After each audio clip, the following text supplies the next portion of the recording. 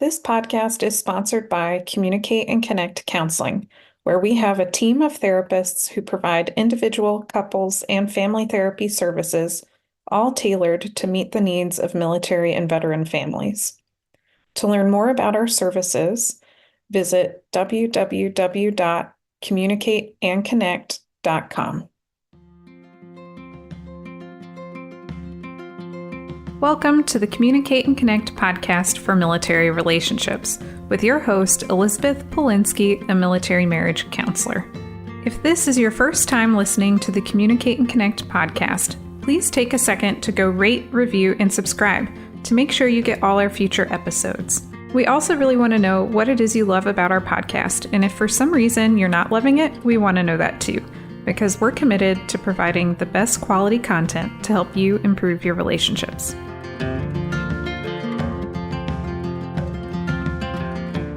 You're listening to episode 25 on couple finances.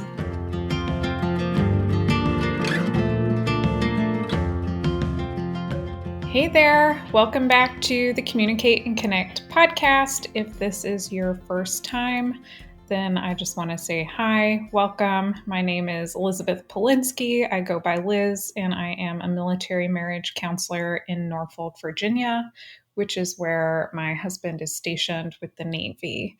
And right now I'm going through a series on how to get ready for marriage, starting off your marriage well. And if you haven't had some of these conversations, even though you've been married for several years, then you might find these things helpful as well. And so today we're going to be talking about couple finances. So there was a study done in 2017 by Ramsey Solutions, and they found that money fights were the second leading cause of divorce, just behind infidelity. Now, if you look at different research, other research might order causes for divorce differently. This was just what this one study found, but they found that for couples where there was a high level of debt, as well as a lack of communication around money, led to a lot of stress and a lot of anxiety and caused more fights.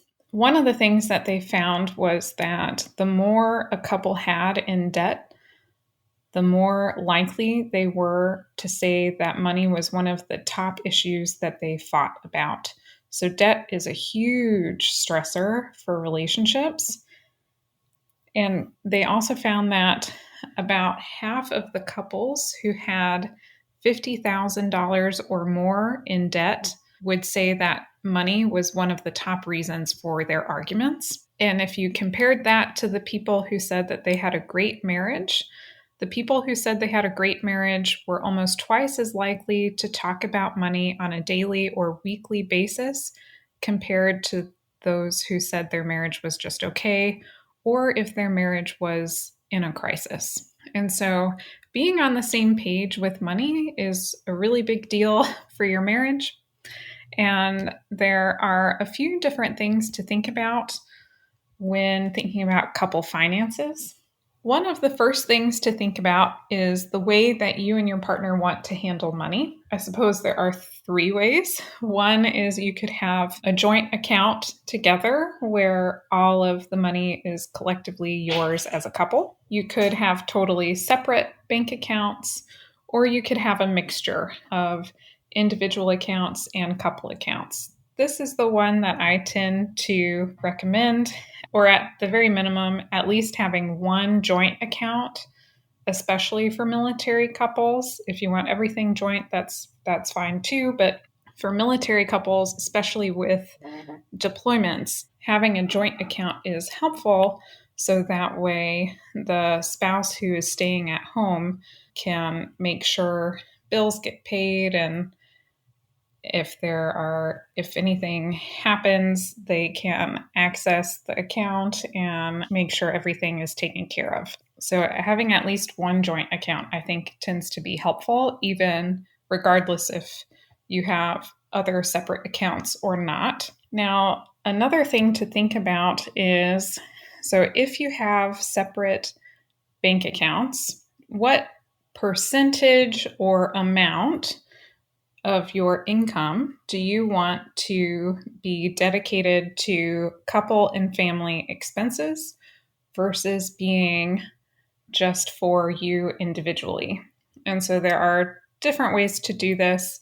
If you have separate bank accounts with one joint account, you could always take an agreed upon amount or an agreed upon percentage and put that into the joint account, and then have your joint expenses withdrawn from the joint account. That is certainly a way to do it.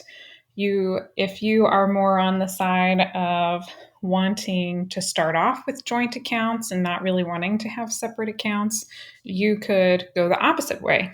You could say, okay, what is the amount or percentage that we both agree on that can be used for personal use? And you could withdraw that from the joint account just for your individual personal use outside of the marriage. My personal opinion is that it's a good idea to have a mixture.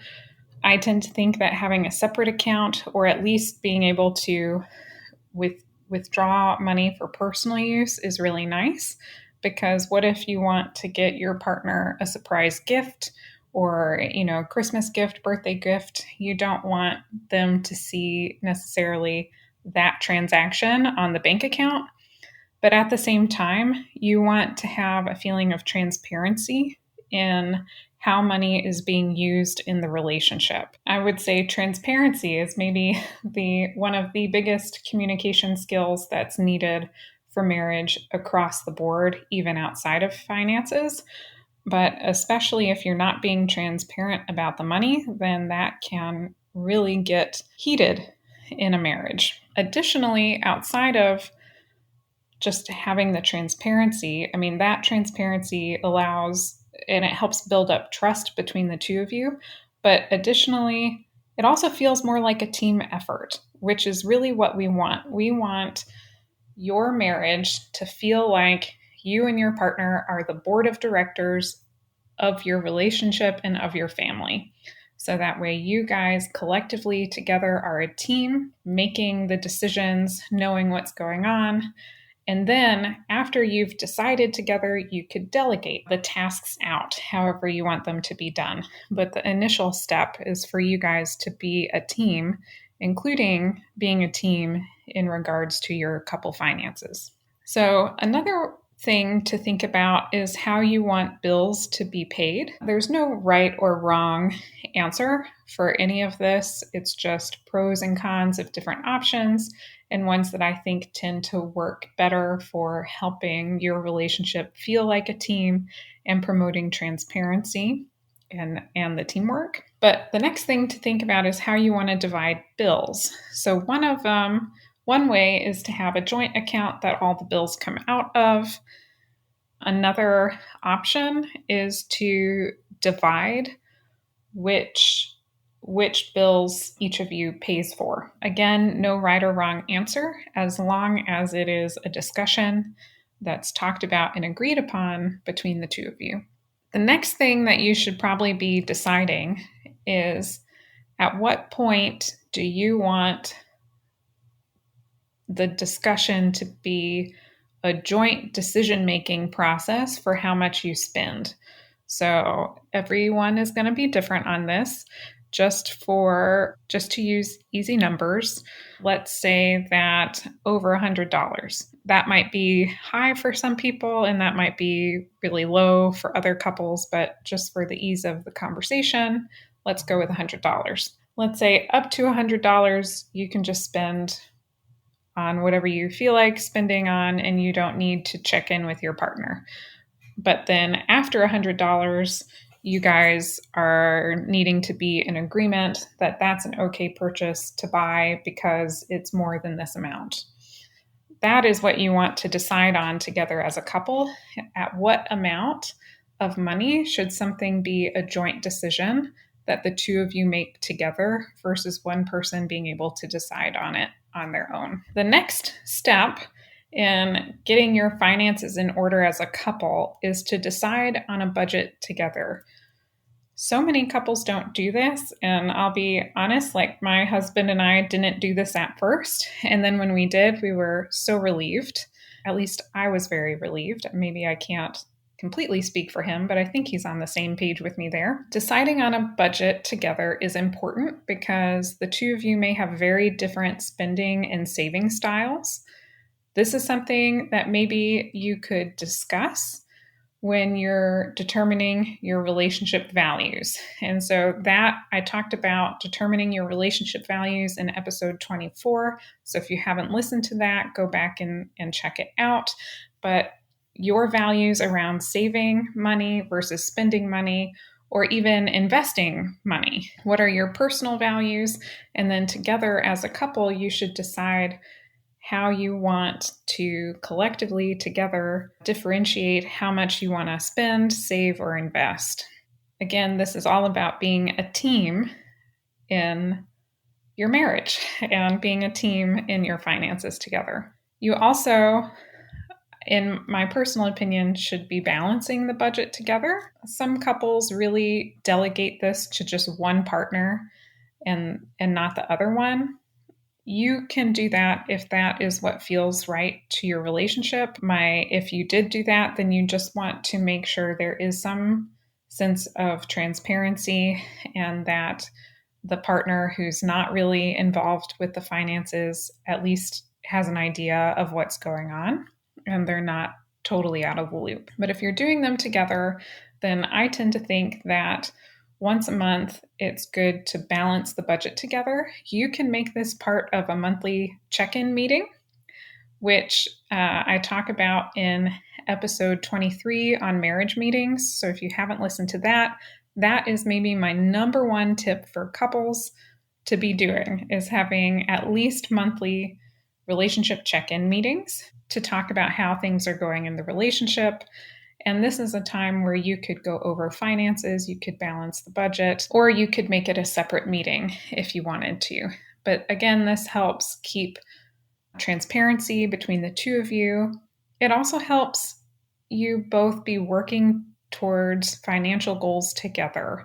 So let's say you want to buy a house, you guys are there together knowing what you're trying to save, how much you're saving for a down payment. Let's say you're trying to get debt free, right? Because we just learned at the beginning of this episode that high amounts of debt are a common cause of conflict for couples. So if your goal is to pay down debt, then you guys can check in about it and see how that's going. And for sure, balancing the budget together will help both of you know what's going on and make sure that you actually have more money coming in than going out.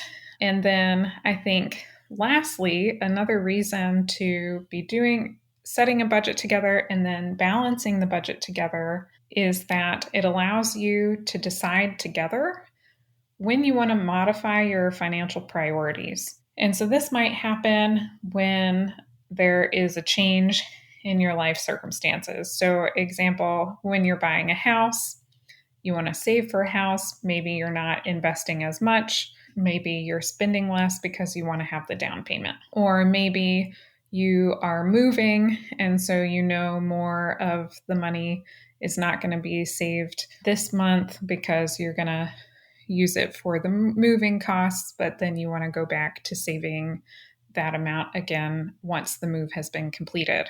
That's another way. It's just a way for you guys to be talking about it and be on the same page with how money is being spent and making sure you both have a say in how it's being spent and are a team together. I think the other example I have for that is maybe when you have kids.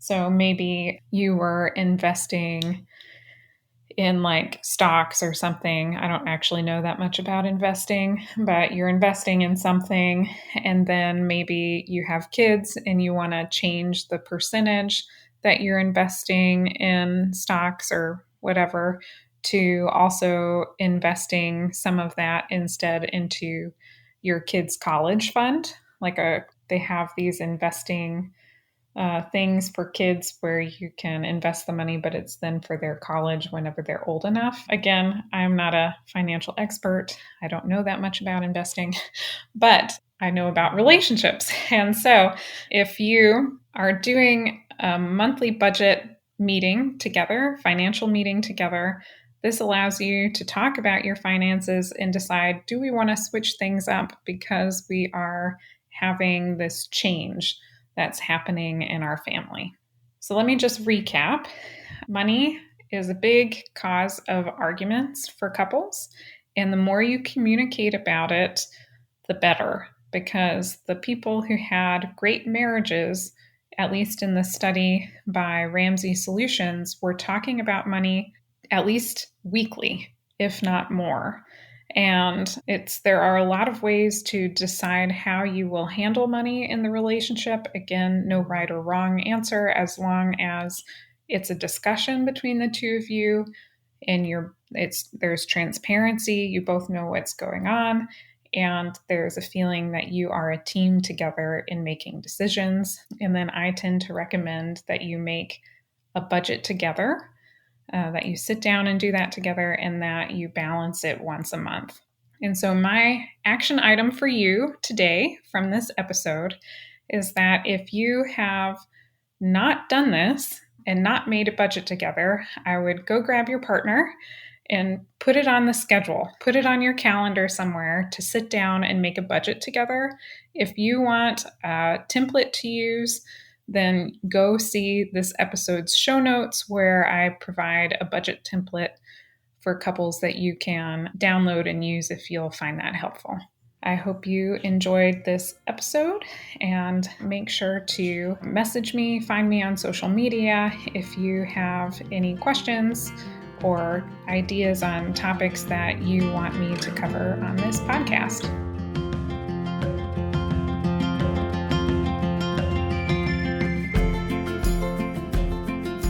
I hope you enjoyed today's episode. If so, please take a second to go rate, review, and subscribe so you get all of our future episodes. Make sure to check out the show notes to sign up for our free 10-week relationship email course. This email course is really designed for people who are maybe having trouble with communication or connection in their relationship, and helping them develop some quick wins right away to start improving it.